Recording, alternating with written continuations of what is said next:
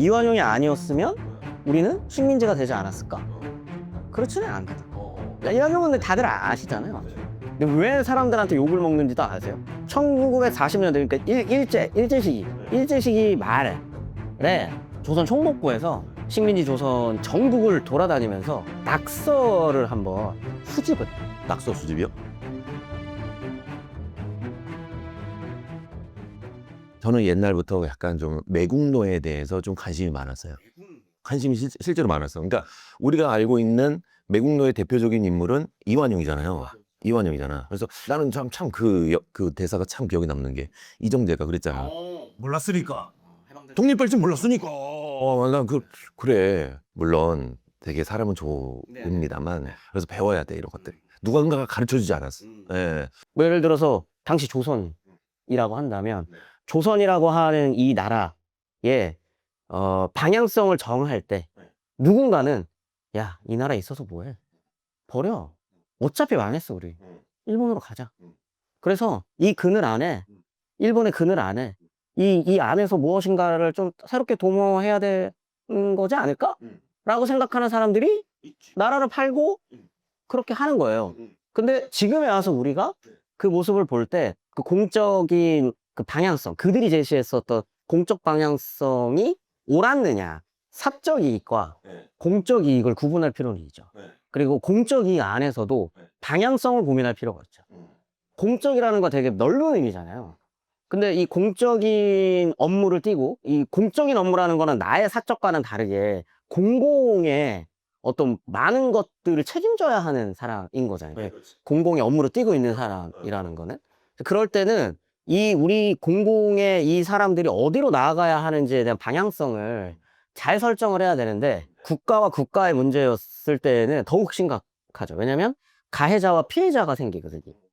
왜냐면 그 시절은 이제 제국주의 시절이잖아요. 그럼 제국주의 시절에서 제국과 식민의 관계, 식민지의 관계는 분명한 가해와 피해 역사가 있는 겁니다.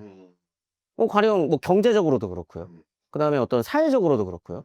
정치적으로도 가해를 하는 집단과 피해를 받는 집단이 명확했기 때문에 그거를 지금 와가지고 돌이켜 보더라도 분명히 문제가 있는 선택인 거고, 그 문제가 있는 선택으로 공적 어떤 잣대를 들이대서 이렇게 선택을 하게끔 한 사람들이니까 그거는 비판받아야 되는. 그러면 이렇게 얘기할 수도 있는 거죠. 이완용이 아니었으면 우리는 식민지가 되지 않았을까? 그렇지는 않거든. 역사에는 그런 가정은 없어. 역사는 오히려 구조를 더 중요하게 생각해요. 혹시 당연히 안 보셨겠죠? 모르잖아요. 볼 수도 있지.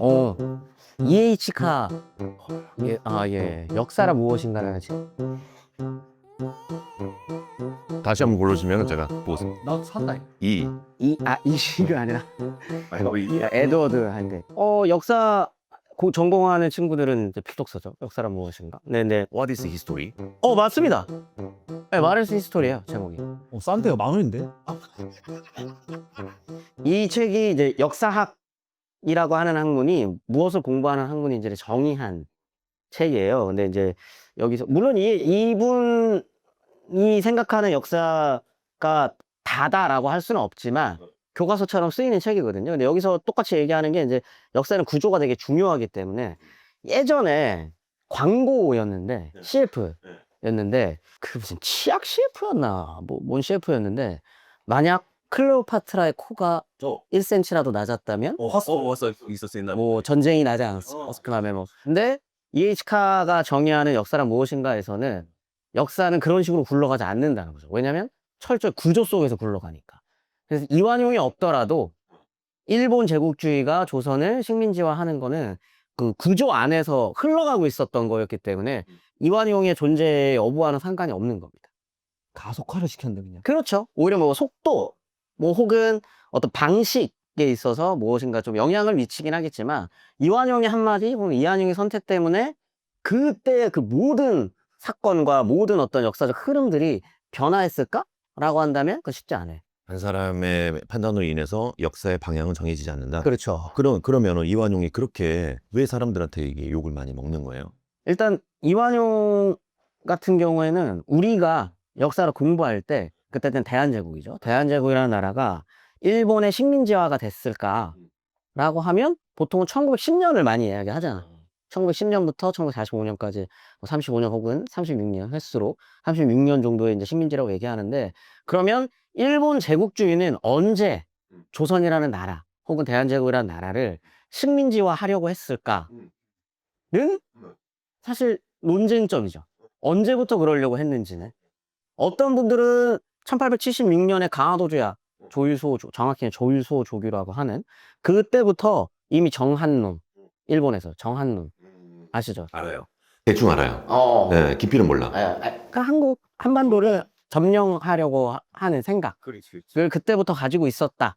그리고 그 정한론의 분위기 속에서 1876년에 조약이 존재했기 때문에 이때부터다라고 하시는 분들이 있고, 어떤 분들은 그런 건 말이 안 된다. 왜냐면 이때는 이제 조약만 맺었었던 거고, 경제적 이권을 뺏는 것까지는 가능하겠지만, 그 열강들이 실제 아시아의 국가들을 식민지배하는 방식까지는 상상하기 힘들었을 거다라고 생각하기도 합니다. 왜냐면 오히려 그때부터를 일본이 식민지를 만들려고 했다라고 하면 일본을 너무 과대평가한 거예요. 일본은 그럴 정도의 수준의 나라가 아닙니다. 근데 여기서 궁금한 게 강화도 조약 얘기가 나와서 그러는데 강화도 조약을 할 때 거의 약간 이 MOU 느낌이었어요? 아니면은 약간 협약 느낌이었어요? 우리나라 지금 현대로 따지면. 이거 되게 중요한 질문이거든요. 되게 중요한 질문이에요. MOU는 우리 협약해서 같이 해보자 이런 느낌이고 협약서는 너 이거 해야 돼. 근데 확실히 저는 희극인 분들이 굉장히 머리가 좋으신 것 같아요. 그리고 생각하는 것도, 나 공부하면 난리 나다 진짜. 나 교수 되는 거는 진짜 시간 문제야.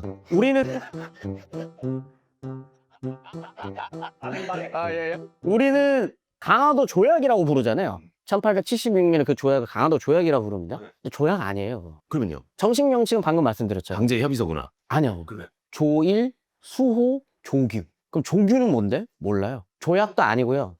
그 전에 있었던 서계를 주고받는 형식도 아니고, 그 원래 동아시아의 정근대적 전통과 조약의 그 언저리에 있는 무엇인가처럼 이렇게 맺어져요. 그래서 약속이 아니에요. 약속이긴 약속인데 우리가 알고 있는 지금 국가 대 국가의 조약은 아니에요. 그래서 그냥 조규 체제라고 또 부릅니다. 근데 너무 어렵게 들어갈 필요는 없고, 그거를 보완하기 위한, 방금 말씀하신 것처럼 이게 완전하지 않으니 이걸 완전하게 하기 위한 부속 조치들이 계속적으로 만들어지죠. 그걸 통칭해서 강화도 조약이라고 부르고, 그러면 처음에 MOU 느낌으로 갔네. MOU보다는 조금 더 강한. 의무적으로 뭘 해야 된다 이런 문구가 들어가면 이제 계약서가 되는 거고, 뭐 이렇게 우리는 합의하에 뭐 이렇게 진행을 하자라고 하면 이제 MOU가 되는 거고. 근데 이제 처음에는 MOU 느낌으로 그냥 우리 친하게 뭘 같이 해보자 뭐 이런 느낌으로 썼다가 하나씩 붙이기 들어갔고. 너는 근데 여기서 뭔가를 분명히 이걸 해줘야 돼. 근데 그걸 맺었었던 게 이유가 있어요. 처음에 이제 맺었었던 게, 이제 우리는 운요고 사건 뭐 여기서부터만 배우잖아요. 그런데 이제 그것보다 더 근본적인 건, 자, 일본은 메이지 유신을 통해서 이제 일본 표현으로 하면 천황이 다시 왕정 복구를 통해서 정권을 잡았어요. 조선은 그대로지만. 그러면 일본은 그 전까지는 누가 결정을 했냐? 효군. 효군? 효군. 그 한자로 표현은 대장군입니다. 대장. 그러니까 이제 그 에도 막부라고 부르는 그 에도 막부의 짱이 효군이에요. 대장군. 그 사람이 일본의 왕 같은 존재인데 이 사람이 있었단 말이에요. 근데 그럼에도 천황이 있었죠. 근데 메이지 유신을 통해서 천황이 효군을 없애고 천황 밑으로 수직적인 행정체제를 만들고, 그렇게 해가지고 근대화를 해 나가자가 이제 메이지 유신인 거죠. 근데 이거랑 무슨 상관이냐? 그러면 원래 조선이랑 일본이 서로 관계를 맺을 때 서로 주고받았었던 것들 있잖아요. 그게 다 처음부터 다시 쓰여져야 되죠. 왜냐면 책임자가 바뀌었으니까. 예전에는 뭐 부산 외관이라고 하는 데를 통해서 여기 대마도 있잖아요. 그 넘어 국왕이 보낸 사람들이 외관에서 만나서 대마 도주랑 만나가지고 서로 우리 이 정도만 서로 합의하고 요렇게 서로 교류하고 통신사는 언제 보내고 이런 것만 하면 됐었어요. 근데 일본은 이제 근대 국가로 거듭났고 중인도 바뀌었어요. 그러면 일본 입장에서는 우리가 새로운 관계를 맺었음을 서로 공식적으로 합의를 해야 되잖아요. 그래서 보내요. 서계라고 하는 걸 보냅니다. 근데 거기에 뭐라고 쓰여 있냐면 일본 천황이 조선 국왕에게 보내는 칙서다 이렇게 되어 있어요. 네 윗사람 토종이동이야 이 새끼. 그렇죠. 왜냐면 조선이 황제국을 칭할 수 있었던 나라는 유일하게 중국의 통일한 거거든요. 명나라, 청나라. 근데 일본은 아니었거든요. 근데 갑자기 어느 순간 갑질을 하네. 약속이라고 하는 거를 맺자고 하면서 종이 쪼가리를 하나 던졌는데 거기에 황제들만 쓸 수 있는 표현이 나오거든요. 아까 말했던 칙. 그 다음에 뭐 황제라는 표현. 막 이런 표현이 폐하. 대일본국 폐하가 조선국 전하에게 편지가 이렇게 쓰여졌네요. 그러면 조선 입장에서 안 받아들이죠. 그래서 서로 새로 관계 맺자라고 하는 이 문서에 조선이 도장을 안 찍어요. 근데 일본 입장에서 빨리 도장을 찍어야 되거든요. 왜냐면 어쨌든 국제사회에서 자기네들이 이제 근대 국가로 거듭났기 때문에 주변국들한테 우리가 새로운 국가로 거듭나서 인정받아야 되잖아요. 그거를 조선이 안 하고 있는 거지. 그럼 이거 어떻게든 관계를 맺어야 되니까 시비도 걸어보고 뭐도 해보고 하는 과정에서 운요 사건이 발생했던 거고, 그러면 운요 사건에 대한 책임을 지는 약속을 서로 하는 과정에서 그 조약을 맺자라고 한 게 조일수, 조규, 그 위에 부칙들이 만들어진. 그 이완용은 언제 나옵니까? 아, 네. 이완용 이제 해야죠, 이완용은 근데 다들 아시잖아요. 근데 왜 사람들한테 욕을 먹는지도 아세요? 몰라요. 그걸 물어본 거예요. 나라 팔아먹었다라는 것만 알고 있으니까 네. 보통. 이완용 같은 경우에는 1940년대, 그러니까 일제 시기 말에 조선 총독부에서 식민지 조선 전국을 돌아다니면서 낙서를 한번 수집을 해요. 낙서 수집이요? 거기에 불온한 말들을 적잖아요, 보통. 예를 들어 누구 욕 같은 거 많이 듣잖아요. 똥 싸다가 화장실 문 앞에 뭐 적잖아요. 예를 들어 학교다, 뭐 학줄, 대머리 깎아라, 이렇게 적잖아요. 예, 막 이렇게 적잖아요. 그것처럼 보통 낙서는 불온한 생각, 내가 뭐 공개적인 자리에서 말할 수 없는 이야기들을 낙서라고 하는 걸로 표현해요. 그러면 조선 총독부 입장에서 조선인들의 진짜 마음을 알기에 가장 좋은 방법은 낙서. 그렇지. 익명 게시판 같은 거야. 그렇지. 야, 나 진짜 교수 되는 거 시험 문제. 익명 게시판이죠. 익명 게시판. 그래서 그걸 막 수집을 해요. 근데 그 중에 정말 흥미롭게도 정말 많은 숫자를 차지하는 게 이완용 개새끼, 이완용 씨발론, 이완용 씹새끼, 뭐 이완용 땡땡 구멍, 막 이런 거를 엄청 적어놔요. 근데 그거는 당시 조선인들도 이완용 하면 매국노의 약간 대표 명사처럼 되어 있었다는 거거든요. 그 이유가 있어요. 왜요? 일본 제국주의가 대한제국이라는 나라를 언제부터 식민지배하려고 했을까라고 했을 때 공히 이야기하는 연도가 있어요. 그게 보통 1905년입니다. 대한제국을 이제 식민지화 해야겠다라고 선택하게 된 그 시점을 보통 1905년으로 많이 봐요. 근데 왜 1905년이냐면 그때가 일본이 러일 전쟁에서 승리했을 때거든요. 그러니까 청나라와의 전쟁에서도 승리를 거두면서 청나라가 이제 조선 반도에 영향력을 끼치지 못하게 되고, 그 다음에 이제 러시아가 한번 찌끔찌끔 했는데 러일 전쟁을 통해서 이제 일본이 러시아까지 한 번 더 밖으로 영향권을 밀어내고, 그럼 이제 또 다른 나라들 중에 조선이라고 하는 대한제국이라고 하는 나라에 눈독 들이는 나라가 누가 있을까? 없어. 그리고 이제 우리가 가도 되겠다. 그리고 당시 러일 전쟁에서 승리를 거둔 다음에 일본이라는 나라는 국제적으로 공인을 받아요. 어떻게 해요? 동아시아에서는 네가 짱이다. 왜냐면 청나라를 이겼을 때만 하더라도 어차피 청나라는 무너지고 있었고 동아시아 니네들끼리의 싸움이었다라는 느낌이었다면 러시아와의 전쟁은 유럽 열강을 이긴 거거든요. 그건 이제 유럽의 다른 나라들 입장에서도 만만하게 볼 상대는 아니네. 그때 일본이 러일 전쟁 때문에 많이 좀 우상이 됐네요. 많이 그렇게 됐고, 실제로 일본의 극우 세력들은 1904년 5년을 가장 본인들의 전성기라고 생각합니다. 그래서 러일 전쟁 때 군복이나 이런 거 있잖아요. 러일 전쟁 때 일본인들이 입었었던, 일본 군이 입었었던 군복이나 이런 게 극우들의 상징이랑 비슷해요. 네. 아무튼 그래서 1905년서부터를 이제 보통 그 기점으로 본다면 1905년, 1907년, 1910년 이렇게 중요한 조약들이 있어요. 을사조약, 정미칠조약, 흔히 얘기하는, 그 다음에 강제병합조약. 이 세 개의 다 사인이 들어가 있는 사람은 이완용이 밖에 없습니다. 아, 그 조약에. 그러면은 선생님. 그 이완용이 그 사인이 들어갔는데 이완용이 도대체 뭐 하는 사람이었습니까? 아, 원래요. 일단 을사조약이 맺어질 때에는 지금으로 따지면 교육부 장관. 어머나, 그랬구나. 교육부 장관이. 사실은 외교와 관련돼서 뭐 조약을 맺고 이러는 과정에서 중요한 역할을 하는 사람은 아니에요. 그러네요. 교육부 장관은. 일본이랑 대한제국이 서로 외교권을 넘기는 조약을 사인하는데 가장 중요한 건 외무대신이겠죠. 지금의 외교부 장관이겠죠. 그 사람이 이제 박재순이라는 사람이거든요. 근데 이제 박재순보다 이완용이 더 욕을 많이 먹잖아요. 박재순이라는 사람 들어보셨어요? 뭐 처음 들어봤어요. 을사오적이라고 불리는 사람 중에 한 명이기는 한데, 근데 이제 그 이완용은 박재순이 아니 어이라서. 내가 어이. 예. 그거 다 몰라요. 다 몰라. 박재순이 어인지 알았어. 몰랐어. 모르는 거야. 예, 아무튼. 네. 근데 이완용은 그 이후로도 계속 승승장구를 하고 1907년이 되면 헤이그 특사는 들어보셨죠? 헤이그. 네덜란드 헤이그라는 도시 이름인데 이거 들어봤어요. 네, 여기에서 지금으로 따지면 G7, G20 막 이런 정상회담. 이제 정상회담 같은 거 있죠. 국제회의. 그러니까 열리는 거예요. 헤이그에서. 헤이그에서. 근데 이때 그 조선인들 중에 당시 조선인들 중에 을사조약이 부당하다라고 생각하는 사람도 당연히 있었을 거잖아요. 그 사람들이 고종이랑 함께 그럼 우리 헤이그에서 국제회의가 열리니까 여기에 가서 을사조약이 부당하고 이거는 불법적인 조약이었음을 일르자.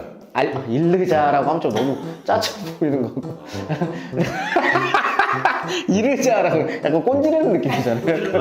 그거 뭐 틀린 얘기는 아니죠. 예, 그렇죠. 이제 헤이그 특사 세 분이 가죠. 아, 그 특사들이 가는구나. 그렇죠. 이제 밀사 형식을 띄어서 가는데 결국은 일본이 알게 됐죠. 알게 됐고 헤이그 그 국제 거기에서 조선 뭔데 니네 들어보내주지도 않았죠. 그래서 일본이 그 책임을 묻고 고종 너 이름으로 갔으니 너는 퇴위를 해라.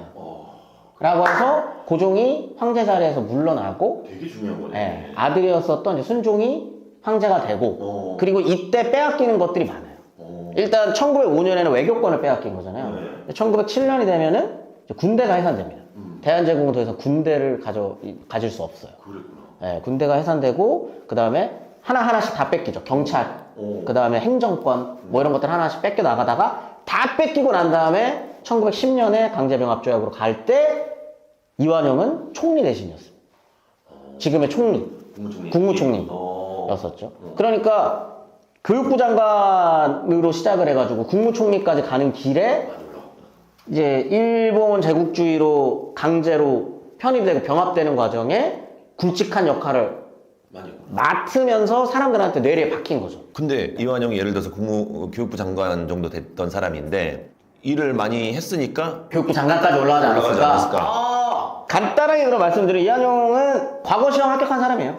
이완용은 생부가 있고 양부가 아빠가 두 명이구나. 근데 왜 그러냐면 당시 조선 후기로 가면 갈수록 제사가 중요해져. 종갓집의 제사. 그렇지. 그러면 집안에 가장 큰 집이 제사를 지낼 사람이 필요해요. 근데 이 큰 집에 아들이 만약에 안 나와. 딸만 나와. 아, 그러면 필요하지. 아들이. 그러면 이 종친들 중에 똘똘한 애를 골라요. 똑똑한 애들을. 그래서 생부가 있어도 이 종친들 중에 이 종갓집으로 양아들로 데리고 오는 경우가 있는데 이완용도 그런 케이스. 생부가 있는데도 양아버지가 있었던.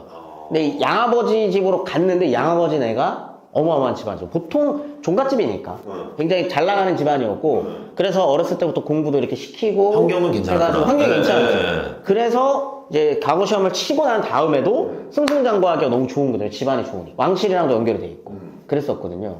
근데 언제 눈에 띄냐면 고종이 갑신정변이 끝난 다음에 갑신정변이 뭔지는 아시죠? 갑신정변 알죠.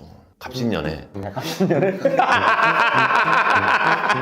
갑신년이라는 거 알면 됐어요. 고종이 아끼던 급진 계야파들이 있었는데 그들이 이제 일본이랑 이렇게 짝짝꿍을 해가지고 일본식 급진적 근대화를 이루려고 쿠데타를 한번 일으켰던 적이 있어요.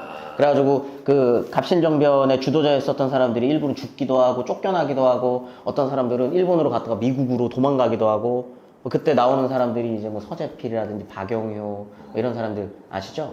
이게 고종한테는 되게 약간 트라우마 같은 거거든요. 왜냐면 그들을 되게 아껴 썼던 갑신정변이 끝난 다음에 회의를 한번 해요. 회의라기보다는 이제 신하들이랑 뭐 이런저런 얘기를 나누는 시간들이 굉장히 많잖아요. 뭐 경연도 있을 것이고 회의 자리도 있을 것이고 뭐 여러 회의 자리가 있을 때 갑신정변이 끝났는데 타운홀 미팅 같은 거구나. 아니 관료들이랑 하니까 타운홀 미팅은 아닌 것 같아. 국무회의 국무회의 같은 걸 하는데 확대 국무회의 비유가 난 너무 좋아. 예, 이렇게. 확대 국무회의 그러니까 장차관들만 있는 게 아니라 밑에 실무자들도 조금 와가지고 이제 확대 국무회의가 지방 군수까지 다. 네, 와가지고 막 이렇게 하니까 하급 그 관료였는데도 이제 참석을 한 거죠. 참석을 해가지고 막 이런저런 얘기를 하는데 고종이 그 확대 국무회의에서 갑신정변 이거 진짜 내가 너무 부덕해가지고 일어난 거 그래서 막 진짜 나도 후회되고 막 이러고 있는데 이완용이 갑자기 손을 들고 하급 관료였는데 왕이 뛰어나다고 해가지고 막을 수 있었던 게 아닙니다. 뭐 이런 거를 고사를 예를 들어서 위로를 해줘요. 야, 혀가 좋네. 그 사람이. 그렇잖아. 그리고 난 다음에 이제 갑신정변의 후속 처리를 이완용한테 맡깁니다. 근데 그걸 또 깔끔하게 잘 처리를 해요. 그러면서 고종 눈에 들어왔는데 고종 입장에서는 자기가 이제 그 이후로 이제 19세기 말부터 쭉 이어지는 여러 가지 사건들이 있어요. 자, 우리 다 알고 있는 여러 사건들. 뭐 갑신정변이 이제 끝났다 그러면 동학농민운동 일어나고 난 다음에는 또 아버지가 또 사고 치고 막 이러고 있다가 또 근데 또 그 와이프가 죽었고 좀 있다가 러시아 공산화도 도망갔다가 여기에서 자기가 유일하게 믿었었던 그 친구가 하나 있었는데 그 친구가 커피에 아편 타가지고 죽이려고 하고 뭐 이런 사건들이 연달아서 막 일어나요. 근데 그때 마지막까지 고종이 거의 유일하게 믿을 수 있었던 신하라고 하면 이완용입니다. 근데 왜 이완용이 그렇게 됐냐면 대박이네. 이런 거예요. 사람들 중에 그런 사람들이 있거든요. 내가 뭐 예를 들어서 왕이 있으면 이 저 왕 아래에 이 정권에서 좀 뭔가 밀려나고 싶지는 않아. 근데 그렇다고 이 정권 안에도 여러 번의 권력 교체가 있잖아요. 권력 교체 안에 휘말리고 싶지도 않아. 그러면 이 왕의 지근거리에 있으면서도 중요한 자리는 맡지 않고 싶은 거예요. 근데 그런 사람들이 있거든요. 근데 아까 전에 거기에 힌트가 있는 거예요. 을사조약이 맺어질 때 이 사람은 교육부 장관이었다니까요. 외교부 장관이 아니라. 그런 거예요. 뭐 예를 들면 대통령 비서실장도 싫어. 근데 그러면 그런 거예요. 제2 부속 비서관. 이런 거를 하고 싶은 거야. 그렇구나. 그러면 왕 옆에는 있어. 왕 옆에는 있는데 왕과 중요한 신하들이 무엇인가 결정을 하거나 중요한 어떤 정책들을 만들 때 같이 끼고 싶지 않아. 왜냐면 이 정책이 실패하면 욕먹으니까. 난 책임져야 되잖아. 물러나잖아. 그러고는 싫어. 그런 느낌 있지. 그렇게 하다가 진짜 나라가 너무 어지러워질 때는 어떻게 하냐면 갑자기 휴직서를 내. 휴직서를 진짜 많이 냅니다. 아버지가 편치 않으시다는 이유. 근데 아버지가 둘이라 그랬잖아요. 생부 있고 양부 있고 둘 다 돌아가면서 아프다. 그래. 그러다가 1905년이 된 겁니다. 근데 원래 이완용은 개인의 사상적인 선택은 친미파예요. 친미. 왜냐면 미국과 이제 통상 조약을 맺고 미국으로도 우리가 가잖아요. 공부를 하러 가는 사람들도 있고 외교관으로 가는 사람들도 있고 관계를 맺으러 가잖아요. 이때 따라가요. 이때 같이 갑니다. 초창기부터. 영어를 좀 할 줄 알았죠, 이완용이. 이완용은 영어를 정말 잘했어요. 근데 그것 때문에 또 고종한테 이쁨을 받아요. 유경공원이라는 게 만들어집니다. 유경공원. 공원이 만들어져요. 아니, 학교예요. 영어를 주로 배우는 학교예요. 이거 그냥 웃자고 하는 얘기인데 유경이 아니라 또 틀렸습니까? 유경공원 안 써야겠다. 이거 안 써야겠어. 괜히 써가지고 이거. 이건 그렇게 외우면 좋아요. 이거 영어 학교거든요. 육성 영어. 육성 영어 학원이다라고 외우시면은 사교육이구나 약간. 아니 공교육이죠. 고종이 만든다니까요. 고종이 네 미국이 고종이 영어 이제 필요하다. 영어 필요하다. 왜 이런 생각을 하게 되냐면 미국과 조약을 맺어야 되잖아요. 이제 조미 통상 조약을 맺어야 되잖아요. 근데 영어를 할 줄 아는 사람이 없어. 그런데 중국어를 할 줄 아는 사람은 넘치죠. 많잖아요. 그래서 중국인을 배속시켜요. 아 영어 할 줄 아는 중국인을. 그렇죠. 조선인은 중국인한테 중국어로 얘기를 해. 그럼 이 청나라 사람은 미국 사람한테 영어로 얘기해. 그럼 그걸 받고 다시 번거롭기도 한데 더 중요한 건 조약서에 청나라 입장이 들어가죠. 네, 실제로 원래 그 조미 통상 수호 조약에 그 이야기를 넣으려고 그랬어요. 조선은 청나라의 속국이다를 명시하려고 했었어. 근데 그거 이제 미국이 반대해서 안 들어가기는 했습니다만 이런 거를 계속 끼워 넣는 거야. 근데 그러면 조선 입장에서는 빨리 영어를 배워야겠다고 생각을 할 수밖에 없죠. 그래서 영어를 배우는 유경공원을 만들었는데 여기에 이제 수많은 양반 자제들이 들어올 거 아니에요. 근데 여기에 들어온 양반 자제들이 이 유경공원을 영어를 배우는 공간으로 쓰는 게 아니라 서로 명함 돌리는 자리로 쓰는 거예요. 그래서 실제로 여기서 영어 공부하는 사람들은 많이 없어. 근데 이완용은 여기서 영어를 마스터합니다. 그래서 미국으로 가요. 근데 자, 이때가 19세기 말이에요. 19세기 말 조선 사진 찾아보시면 그거랑 이 19세기 말에 미국을 한번 비교를 해봐요. 엘리베이터도 있죠. 그 다음에 높은 건물들이 있고 오, 막 기차가 막 쇠로 만든 저 다니는 거 뭐야? 그거 같은 건물이 막 고층 건물이 막 서 있고 고층 건물에 올라가서 도로를 봤더니 도로가 이미 도시 계획이 돼 있으니까 뻥뻥 뚫려 있는 거야. 쫙 나. 그리고 막 엘리베이터를 탔는데 막 지진 났다고 생각하고 막 그래요. 그 다음에 미국 이게 실제 미국 신문에도 실리거든요. 미국 대통령을 만났는데 조선의 사절단이 절을 해요. 그래서 이게 이 그림이 나와 있어요. 그림이. 조선 사람들이 이렇게 절하고 있으면 미국 대통령이 놀래가지고 일어나라고 하는 그. 저것도 우리가 이런 걸 지식을 알고 봐야지. 저거를 모르고 보잖아. 그럼 뭔 줄 알겠어? 하인인 줄 알지. 그잖아. 예, 모르고 보면. 예. 이거 당시 한양 부윤이라 그래서 지금 서울시장이에요. 어머머머머머머. 서울시장에 가서 절을 한 거예요. 오, 지금으로는 말도 안 되는 일이지. 네, 아무튼 그거를 보고 온 사람이 이완용이라고요. 그러면 이 사람은 뼛속까지 친미파가 될 수밖에 없습니다. 왜냐면 미국이 힘을 봤으니까.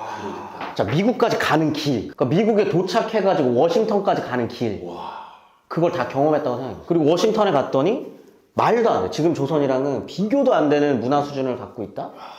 이걸 느낀 거죠. 그러다 보니까 친미파입니다. 1905년까지 이완용은 친미파예요. 일본도 싫고 러시아도 싫고 중국도 싫어, 이 사람. 그래서 미국이라고 하는 나라를 중심으로 뭔가 한국이 근대화를 해야 된다고 생각했던 사람인데 차라리 이 생각을 갖고 있으면 고종과 이 정도로 친하고 이러면 적극적으로 이야기를 하던가. 근데 그런 일은 또 하기 싫은 거야. 왜? 안 됐을까 봐. 당시의 국제 정세가 어떻게 될지 모르거든. 미국이 과연 적극적으로 조선으로 들어올까? 아닌 것 같아. 근데 청나라는 싫어. 근데 일본이 이겼네? 오케이. 그러면 일본인가? 아니야. 근데 나는 미국을 봤잖아? 근데 미국이랑 일본은 지금 수준 차이 너무 나. 일본은 아니야. 러시아? 러시아도 아니야. 왜 러시아를 아니라고 생각하냐면 당시에 친미파들이 러시아를 싫어했었던 건 정치 구조상 러시아만 유일하게 열강들 중에 전제군주제예요. 국회가 없어. 황제가 다 해. 근데 미국의 입장에서 그러한 정치 시스템은 구식이거든요.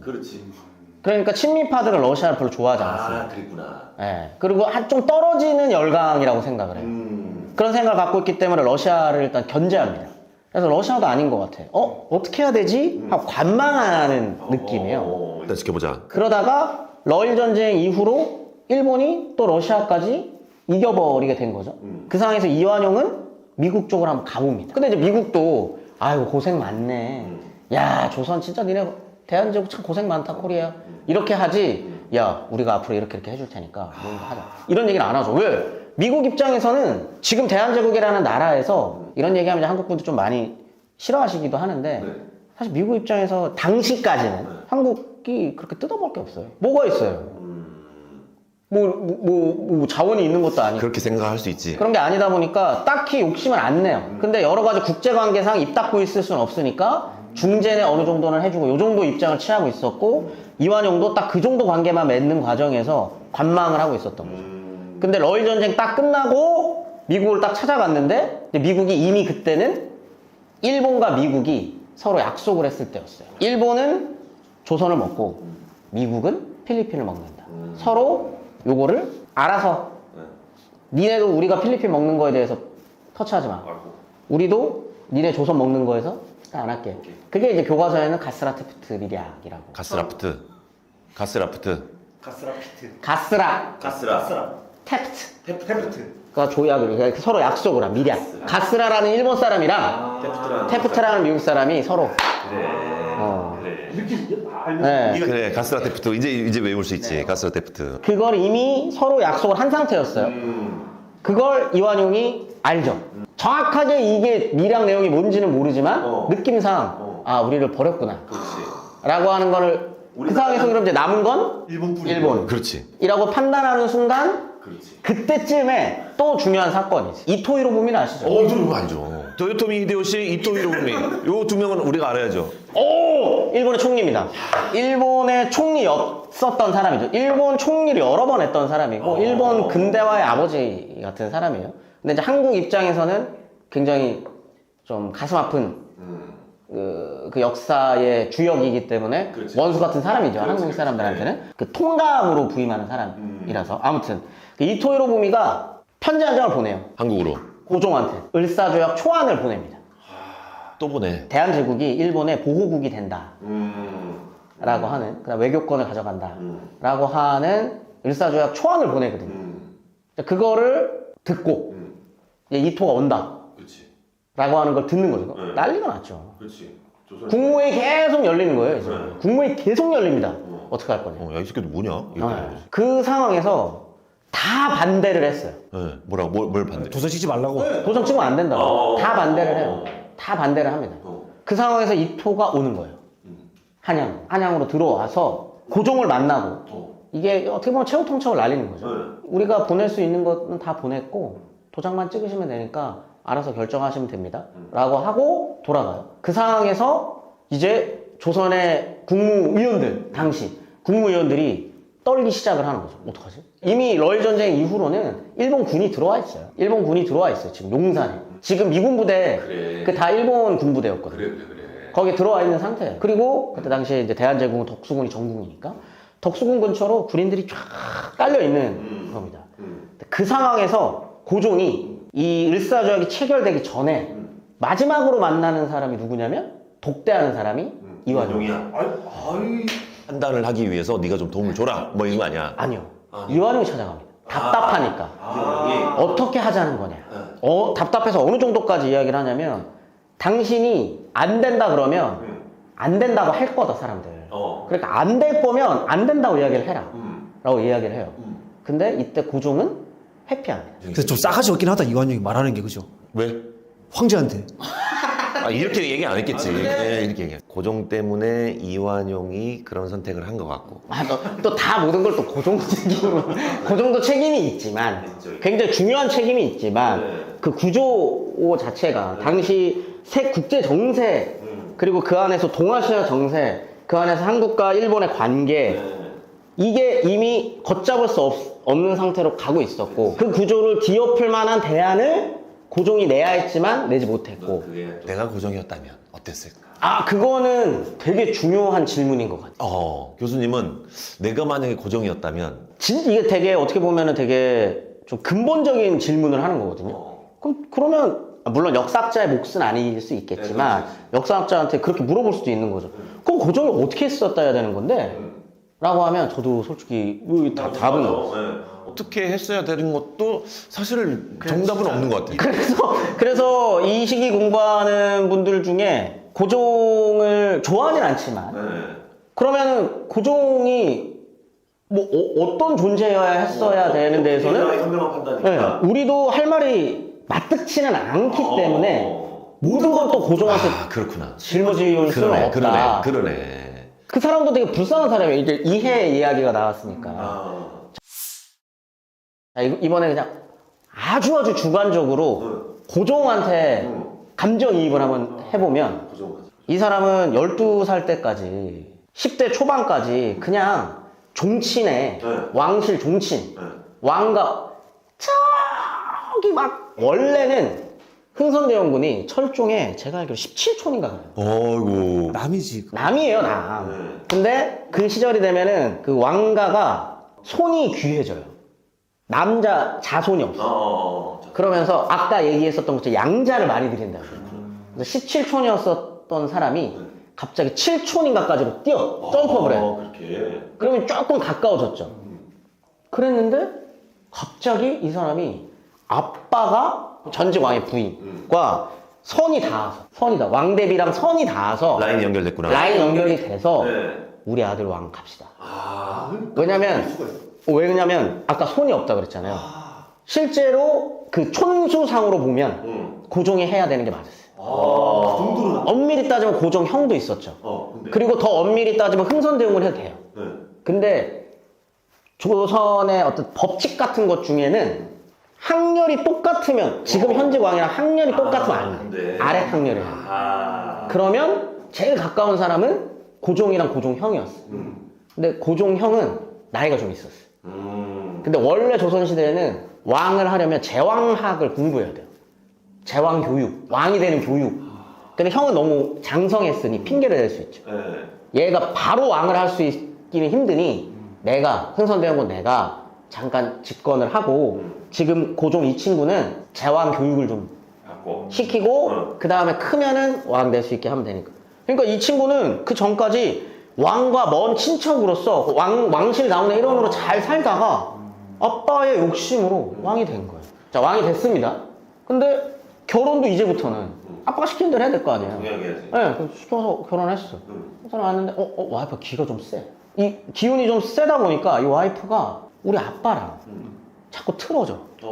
그 계속 봐. 그러다가 와이프가 이제 당신 나이도 찼는데 언제까지 아빠가 계속 그거 합니까? 20살 넘었잖아요, 당신. 내치세요, 아버지.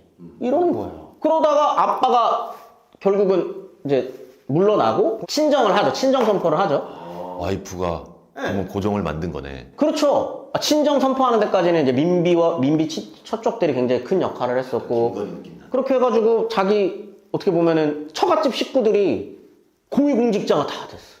근데 그걸 보는데 와이프 기운이 너무 세서 말도 못해. 근데 그러다가 어떻게 방향성도 없고 철학도 없는 상태에서 일본이 막 들어와. 그 다음에 외국 열강들이 막 쫓아 들어와갖고 우리랑도 뭐 맺어요 라고 했는데 알겠어요 하면서 도장을 찍다 보니까 안 그래도 가난한 나라인데 갖고 있었던 거 다 뺏겨. 와, 이거 어떡하지? 이러고 있는 상황에서 청나라가 갑자기 들어와. 야, 니네 우리랑 훨씬 더 친했잖아. 왜 갑자기 왜 그래? 야, 옛날에 속방이었잖아. 그냥 이거 식민지 비슷하게 비슷한 거야. 예? 식민지랑 그게 어떻게 다른 건데요, 옛날 그거랑? 그냥 내가 하라는 대로 하면 돼. 그래서 조약 맺어요.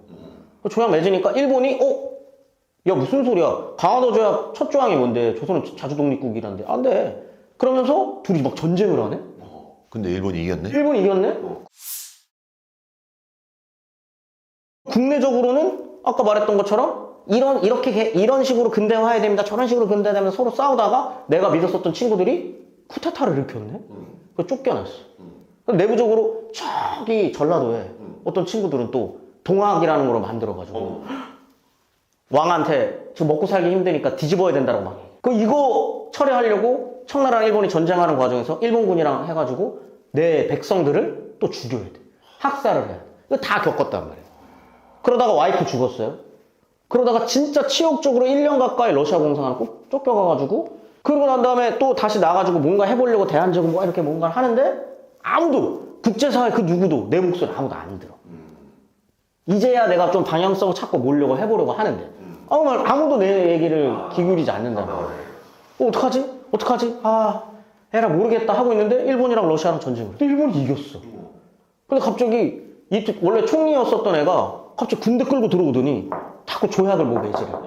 자기가 봐도 아무리 철학도 없고 멍청하지만 글은 읽을 줄 알잖아요. 읽어보면 나오거든요. 와 X됐다. 안단 말이에요. 근데 이거 안 맺을 수 없거든요. 근데 책임 회피하려고 감기 걸려가지고 내가 못 갈 것 같으니까 니네가 좀 알아. 이런 삶을 살았었던 사람이에요. 물론 굉장히 무책임하고 군주로서 해서는 안 되고 철학도 없는 건데 내부적으로 들어가서 보면 이 사람 인생도 순탄치는 않다. 안타까운 부분도 있는 거죠. 네, 나도 판단을 못하겠다. 사실 이 모든 과정에서 아까 처음에 얘기했었던 것처럼 을사조약이 맺어지기 한일 강제병합이 맺어지는 과정에는 구조적인 부분이 있기 때문에 이 구조를 만드는데 제일 그러면은 중요한 역할을 했었던 사람이 누구냐? 군주예요. 고종도 분명 책임이 있는 사람인 거죠. 그렇지. 이거는 을사오적이라고 불리는 그때 을사조약을 찬성했었던 암묵적으로든 찬성했었던 사람들과 고종이 같이 책임이 있는 겁니다. 네. 그래서 고종은 계속 얘기하는 게 일부 문구는 좀 수정하자. 그게 뭐냐면 황제권을 건들지 않는다는 건 좀 넣어봐. 황제권은. 나머지 문구는 알아서 판단해 라고 해요. 실제 이래저래 알아서 판단하고 나는 인후통이 있어서 가지 못한다 라고 합니다. 내가 목감기에 걸려서 거기에는 못 갈 테니까 니네가 이래저래 알아서 판단해. 아무튼 이제 그걸 듣고 이완용이 판단하는 거죠. 끝났다라고. 그러면 내가 지금까지 모호하게 판단했었던 걸 접을 때가 됐구나. 이제는 확실한 드라이브를 걸 때가 됐다.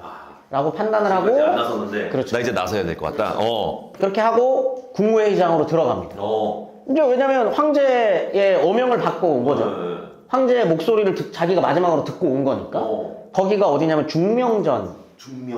그게 이제 덕수궁이 지금 있으면 덕수궁 바로 옆이 미 대사관이거든요. 그때 미 공사관이죠. 지금도 미 대사 관저 수임이 있어요. 그쪽 바로 뒤에가 중명전이라고 지금도 남아 있습니다. 중명전인데 거기에서 이토랑 국무위원들이 앉아가지고 회의를 해요. 마지막 회의. 거기가 중명전이야. 중명전. 그리고 거기를 군인들이 이렇게 둘러싸고 있고 이토가 한 명 한 명 국무위원들한테 물어봅니다. 찬성 반대. 둘 중에 하나 선택해. 근데 어떤 사람들은 이러잖아. 아니 지금 아직 고종이 알아서 하라고 하긴 했는데 황제가 지금 뭐 아직 인후통 걸렸다 그러기도 하고 뭐 어쩌고저쩌고 하면 반대는 아니라는 거네. 그럼 넌 찬성. 찬성이 체크. 너 찬성이야 반대야? 아니 저도 뭐 비슷하게. 오케이 그럼 반대는 아니라는 거네. 찬성 체크. 이렇게 해서 사실 을사오적 중에 4명은 모호하게 답변해요. 근데 이거는 국무위원으로서의 책임감을 버리는 행동이에요. 그렇지. 반대를 할 거면 확실하게 했었어야 되는데 쫄아서 하지 않았던 것도 책임이 있죠. 그러니까 우리가 을사오적이라고 부르는 거고. 아무튼 근데 이완용은 그냥 찬성합니다. 그래서 을사조약이 체결되죠. 그리고 1907년, 1910년에 맺어지는 조약들, 그 중간중간 맺어지는 조약들에 적극적으로 하게 되고 이토 양아들에 대한 소리까지 들으면서 자, 그러면 이제 가장 큰 배신감을 느끼는 사람은 고종이에요. 자기가 마지막까지 믿었었던 사람. 을사조약이 체결되기 직전까지 만나서 이야기 나눴던 거는 이완용인데 이 사람은 본인 입장에서는 관망만 하다가 군주가 책임자니까 책임은 당신이 져야 되니까 당신이 결정하세요 라고 했는데 책임을 회피한 거예요. 자기가 어쨌든 그때까지 땡땡 치고 충성을 바치려고 했었던 군주가 책임 회피하는 순간 책임질 사람이 없네? 오케이 알았어. 그러면 이제 나 대신 책임져 줄 수 있는 사람을 찾은 거예요. 그렇지. 그 사람이 이토인 거예요. 그렇지. 그러면서 넘어간 거예요. 그렇지. 네. 만약에 내가 중요한 역할은 하고 싶고 왕 근처에는 있고 싶지만 그런 책임은 지기 싫다. 그런 자리가 있어요. 그 자리에 있으면 돼요. 그 자리는 내시들입니다. 내시들. 자르면 그렇지. 자르고 왕 옆에 있으면서 왕이랑 친하게 지내면서 그런 자리에 있으면 내관을 하면 되는 거예요. 근데 본인은 그걸 넘어서는 욕심을 부린 거죠. 책임은 지기 싫은데 책임은 지기 싫은데 권한은 누리고 싶었었던 사람이 이완용인 거죠. 좀 얍삽한 것 같다. 무책임한 거죠. 왜냐하면 국무위원이면 국무위원다운 판단을 해야 되는데 그 판단이 그 이후에 그때 당시 대한제국 사람들 그리고 나중에 이제 식민지민이 되는 조선인들이 얼마나 많은 고초를 겪었는지 우리는 알고 있잖아요. 그거에 대한 책임은 그때 도장을 찍었었던 사람들한테 있는 겁니다. 근데 이제 그 책임은 당연히 지고 평생을 가는 거죠. 그렇기 때문에 매국노 친일파라고 하는 어떤 그런 손가락질을 앞으로 이 한국이라는 나라가 존재하는 이상은 받으면서 살아갈 수밖에 없는 인물이 돼버린 거죠. 그냥 이완용 나쁜 새끼였지. 그냥 이렇게만 생각을 했는데 진짜 난 나라를 진짜 판 줄 알았어. 팔아서 자기가 팔았잖아요. 금액을 가져간 줄 알았어. 봤습니다. 팔았잖아요. 그 얘기를 왜 얘기 안 해요? 지가 더 나빠요. 예, 이게 1910년에 그 강제 병합이 됐을 때 일단 본인은 총리 대신으로서 본인이 사인을 해요. 본인이 사인을 저희 나라를 넘깁니다 하는 거에 대한 사인을 한 사람이 이완용이고 일단. 그리고 난 다음에 그 사인을 했으니 일본 제국주의 입장에서는 나라를 넘기는 사람들한테 은사금이라는 걸 줘요. 근데 은사금이 어마어마해요. 아, 그렇구나. 그래서 그때 당시에 친일파였던 사람들의 그 은사금을 받아서 일기 친일파들이죠. 일기 친일파들. 일기 친일파들이 그래서 지금까지 되게 그때부터 부자들이죠. 그때부터 부자들이기도 하고 이때 자귀를 받아요. 일본이라는 나라는 되게 특이해요. 지금도 천황이 있잖아요. 지금도 왕이 있는 나라니까. 왕이 있고 그 왕 아래에 국회가 존재하죠. 입헌군주제라고 보통 부르잖아요. 입헌군주제가 있으면 지금은 없어졌지만 이 시절에는 귀족이라고 하는 집단이 따로 있어요. 귀족. 공후 백자남. 공작, 백작, 후작, 자작, 남작 뭐 이런 그 자귀를 받아요.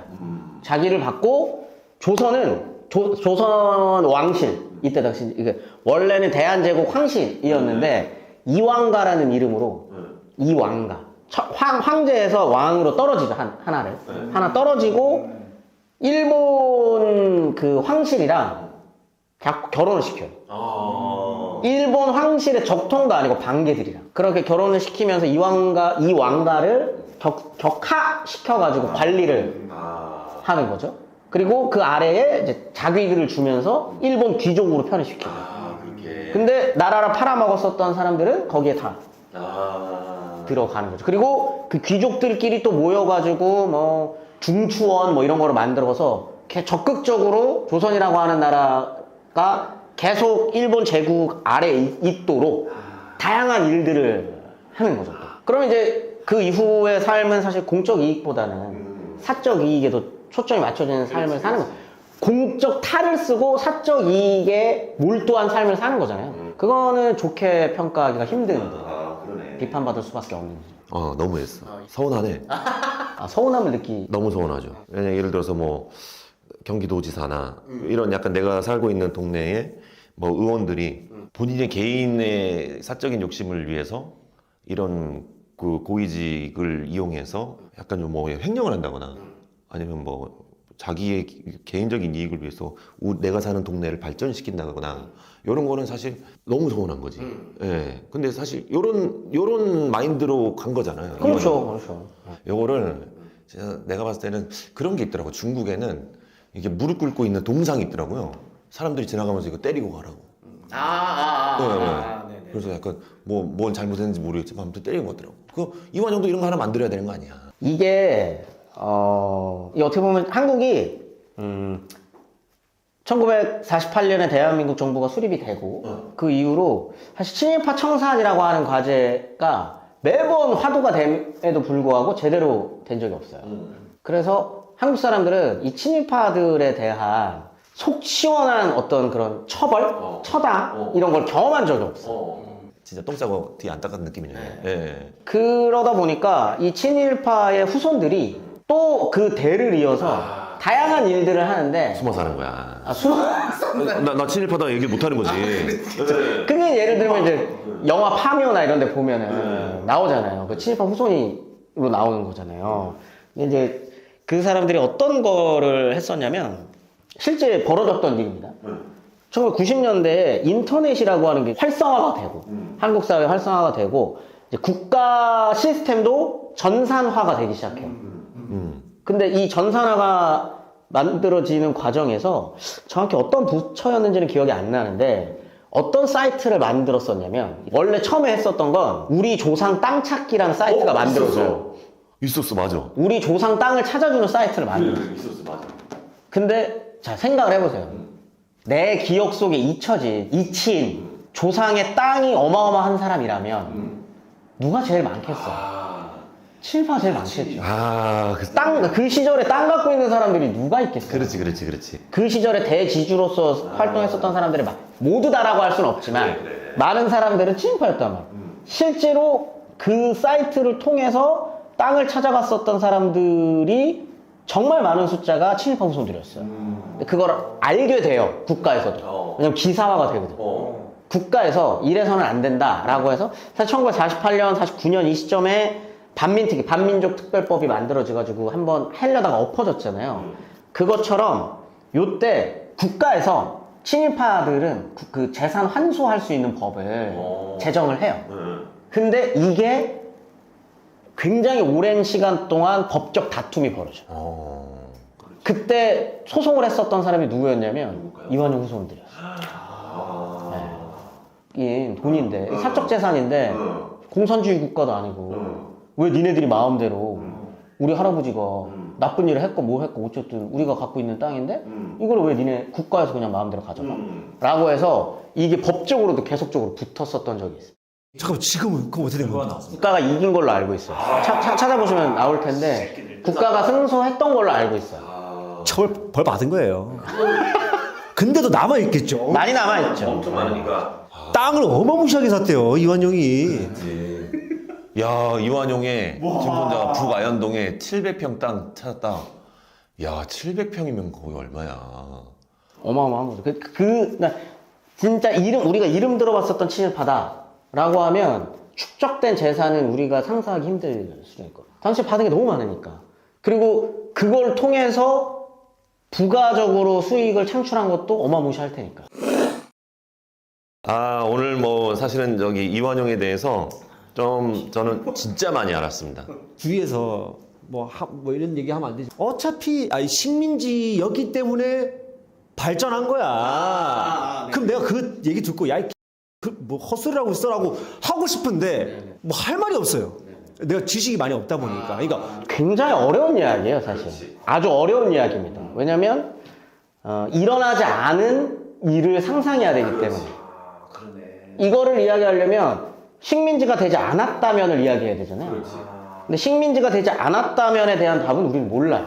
그렇기 때문에 예전에 얘기했었던 건 그걸 비판하기 위해서. 왜냐면 이 얘기는 일본 그 식민지 시기 때부터 했었던 이야기니까. 너네는 망해가던 나라를 일본이 살려줬고 일본이 너네들을 지금 공업화 시키고 있고 농촌 경제도 활성화 시키고 있고 먹고 살게 해줬다라고 하는 건 그때부터 있던 이야기이기 때문에 이거를 넘어서는 이야기를 한국의 역사학계는 끊임없이 해야 됐어요. 그게 아니다라는 이야기를. 그래서 등장했었던 게 1960년대, 70년대에 등장하기 시작했었던 이야기가 내재적 발전론이라는 얘기 들어보셨어요? 내재적 발전. 이게 내재적 발전론이라고. 우리가 스스로 발전? 그렇죠. 내재적으로. 안에서. 조선이 안으로부터 발전할 수 있는 가능성이 있었다는 거예요. 안으로 발전. 네. 론이구나 지금 이거는. 이론이죠. 왜냐면 네. 아니요. 벌어지지 않은 상황. 이거는 이론. 그러니까 당시 조선이 내재적으로 발전하고 있었다라고 주장하는 사람들의 생각을 내재적 발전론이라고 하는 거예요. 이 내재적 발전론 안에는 다양한 이론들이 있습니다. 또 그 중에 가장 대표적인 게 자본주의 맹아론이라는 게 있어요. 이게 뭐냐? 자본주의면 근데 이게 근대로 나아가는 거잖아요. 나라가 있으면 원래 그 전까지는 이제 전근대라고 한다면 전근대에서 근대로 나아가는데 성공했던 나라가 일본이에요. 일본. 굉장히 빠른 시기에 일본 제국주의죠. 일본 제국주의는 성공을 했습니다. 근데 조선은 가지 못하고 일본 제국주의한테 식민지를 당한 거죠. 자, 여기까지 아시겠죠? 근데 이거를 그럼 논파하기 위해서 아까 일본 애들이 얘기하는 니네 우리 때문에 근대화가 됐어를 논파하기 위해서는 이론적으로 우리도 근대화가 되고 있었어를 이야기해야 된다. 너네가 아니더라도 조선은 내적으로 발전하고 있었고 자본주의로 나아가는 맹아적인 모습을 띠고 있었어 라고 하는 걸 보여줘야 돼요. 그러면 그리고 자본주의 시스템이라고 부를 수 있는 다양한 것들이 있잖아요. 뭐가 더 발전해야 되고 정근대에서 근대로 넘어가는 과정에서 꼭 필요한 것들이 있을 거잖아요. 그런 것들이 조선 안에 있었냐 이거를 밝혀내야 되는 거예요. 그렇지.